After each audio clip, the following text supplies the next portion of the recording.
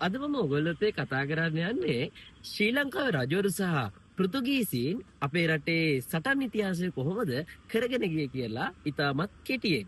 අපි එක මතක තියාගන්න ඉස්සෙල්ලාම පෘතුගීසි නායකයෝ ටික අපේ දොරේ කොක්ක දිරලා කියන වාක්‍ය හරහා. එතනදී අයන්නෙන් අපොන්සු පෙරේරා ද ලසර්දා, පෙයන්නෙන් පේරෝ ලෝපේස් ද සූසා, දෙයන්නෙන් දොන් ජෙරනිමෝ ද අසවේදු, කොයන්නෙන් කොන්ස්ටන්ටිනෝ ද සා නොරෙන්යෝ සහ දියන්නෙන් දියෝගු ද මෙලෝ කැස්ට්‍රෝ. එතකොට අපි මතක තියාගන්න ඕනේ පෘතුගීසි කැප්ටන් ටික වගේම අපේ රටේ රජවරු කවුද කියලා. අපි ඒක මතක තියාගන්නවා දරුවනේ. රා වීවි දෙරා දෙරා. එතකොට රායන්නෙන් පළවෙනි රායන්නෙන් අපි කතා කරනවා පළවෙනි රාජසිංහ ගැන. එතකොට පළවෙනි රාජසිංහ සමා මුල්ලේරියා සරණට නායකත්වය දෙන්නේ.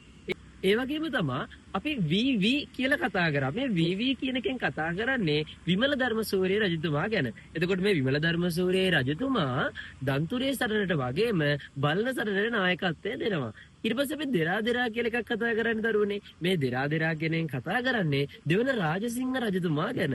එතකොට මේ දෙවන රාජසිංහ රජතුමා තමා මේ අපිට ගන්නවරුව රන්දනිවල සරණට වගේම ගන්නවරුව සරණට නායකත්වය ලබා දෙන්නේ. ඔන්න ඔය විදිහට අපිට කතා කරලා ඉවර කරන්න පුළුවන්කම තියෙනවා පෘතුගීසීන් සමග සටන් කරපු අපේ සිංහල රජු